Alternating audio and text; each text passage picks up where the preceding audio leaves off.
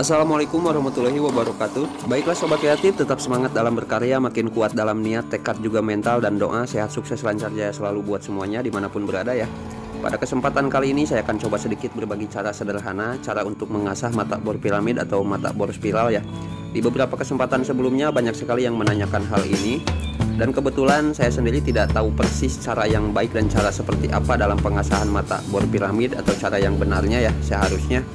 Dalam mengasahnya seperti apa, saya juga nggak paham ya sobat kreatif. Hanya karena saya sering memakai mata bor spiral seperti ini dalam pekerjaan saya, jadi saya akali dengan cara-cara sederhana untuk mempertajamnya. Oke sobat kreatif, jadi caranya seperti apa yang biasa saya pakai, kita langsung saja ya.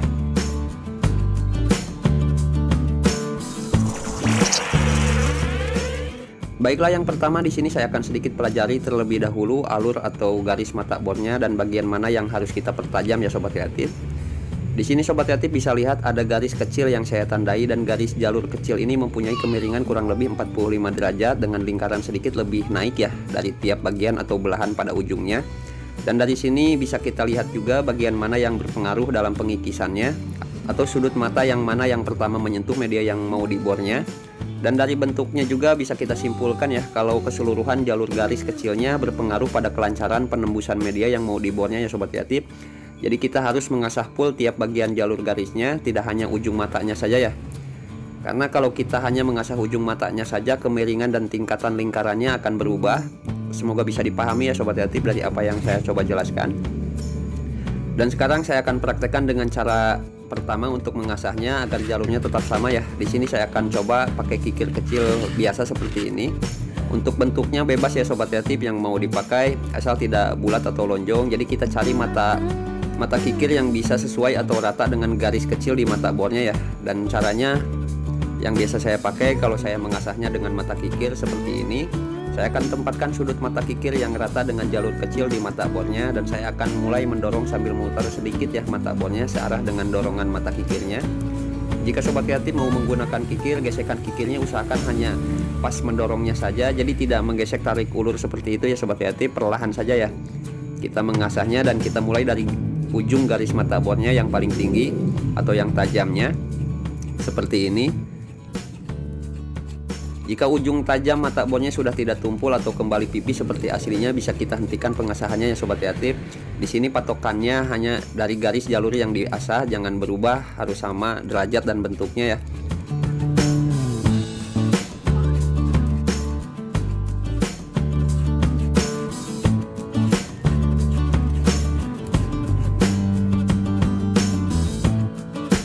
Dan kurang lebih hasilnya seperti ini, pengasahan dengan mata kikir, jalur tetap sama, bagian ujung tajam mata bornya sudah pipih atau rata seperti semula ya. Yang harus ditandai di sini ujung belakang dan ujung depan mata bornya usahakan tidak sejajar seperti mata bor biasa ya, jadi sedikit lebih naik bagian depan mata bornya. Intinya ikuti saja ya sobat kreatif seperti bawaannya, karena di sini kita hanya meratakan bagian mata tumpulnya saja, dengan catatan jalurnya harus tetap sama. Oke, kita lanjutkan sobat kreatif.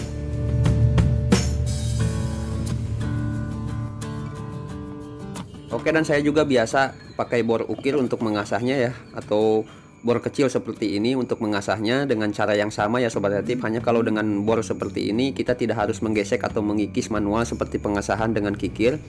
Dan caranya sama saja, kita tempatkan mata asahnya dengan kemiringan dan jalur bawaan mata bornya, dan usahakan kita memulai dari bagian belakang mata bornya ya, tidak dari bagian depannya, karena takutnya melenceng terus malah membuat cacat atau lebih tumpul pada ujung depan mata bornya. Bisa dipahami ya sobat kreatif.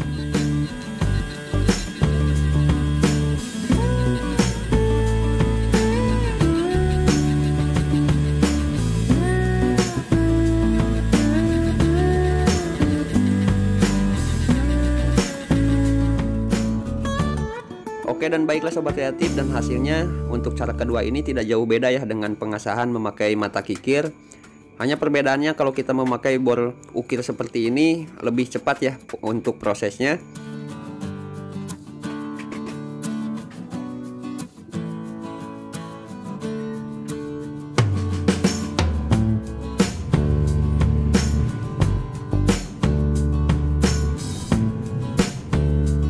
Oke, dan sekarang saya akan coba memakai bekas mata gerina potong untuk mengasahnya. Ini hanya pilihan saya ya sobat kreatif. Jika di tempat saya nggak ada bor ukir, dan mata kikir, saya biasa memakai dengan cara ini. Kita bisa siapkan sisa mata gerinda, bisa mata asahan kalau ada, atau juga amplas juga bisa ya sobat kreatif. Hanya kalau menurut saya yang paling sesuai dengan jalur mata bornya memakai mata gerinda yang tipis atau mata gerinda yang mempunyai sudut persegi atau tipis ya. Dan untuk caranya sama saja dengan yang pertama dan kedua, hanya di sini kita memakai putaran batu bantuan bornya. Dan putarannya usahakan memulai terbalik ya sobat kreatif, atau seperti pengasahan dengan bor ukir, kita memulainya dari bagian belakang mata bornya, tidak dari depannya ya. Alasannya ya sama saja ya, hanya takut memperburuk hasilnya dengan mencederai bagian tajam mata bornya ya. Dengan cara seperti ini kita hanya tinggal menekan mata gerindanya dengan mempertahankan kemiringannya agar tetap sama dengan kemiringan alur garis mata bornya. Lah terus kenapa tidak memakai gerinda saja dan mata bornya yang kita tempelkan itu lebih cepat, dan memang betul ya sobat kreatif, hanya lebih cepat juga ke pengikisan bagian lainnya, atau hanya akan malah merubah bentuk derajat mata bornya. Intinya di sini kita mencari hasil dan lebih berhati-hati ya untuk memprosesnya. Pelan-pelan tidak apa-apa ya sobat kreatif, yang penting hasilnya sesuai. Oke, dan apakah ketiga cara tersebut yang saya praktekkan tersebut berhasil ya untuk mempertajam mata bor piramidnya? Untuk selama ini dalam pekerjaan saya memakai mata bor piramid, alhamdulillah ya sobat kreatif masih awet dan masih dipakai sampai sekarang.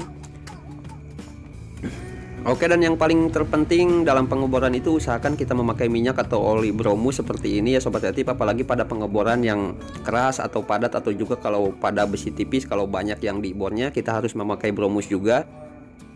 Biasanya tempat-tempat bubut selalu memakai cairan ini untuk mengebor atau memotong. Oke, dan apakah bromus itu ya sobat kreatif? Bromus itu semacam pendingin yang bisa mengurangi gesekan antara serpihan mata bor atau mata potong dan benda kerja.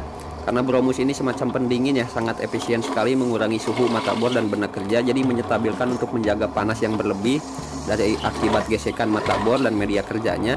Kegunaannya cukup banyak ya sobat kreatif, bisa sekalian mencuci serpihan, memperbaiki penyelesaian permukaan, mengawetkan ketajaman mata bor, mengurangi kemungkinan korosi pada benda kerja dan mesin, dan juga menjaga menempelnya serpihan pada mata bor atau mata potong ya.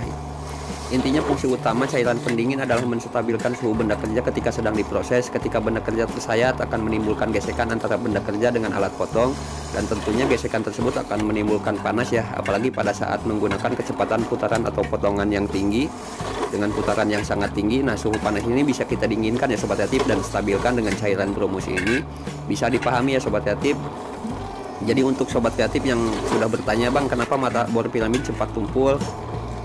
Mata bor dengan kualitas baik pun sama saja ya sobat kreatif, cepat tumpul jika mengalami panas berlebih yang berkelanjutan. Apalagi mata bor yang biasa seperti yang saya pakai akan lebih cepat tumpulnya. Intinya apapun kalau sudah over atau berlebihan jangan dipaksakan, karena berlebihan itu nggak baik ya sobat kreatif.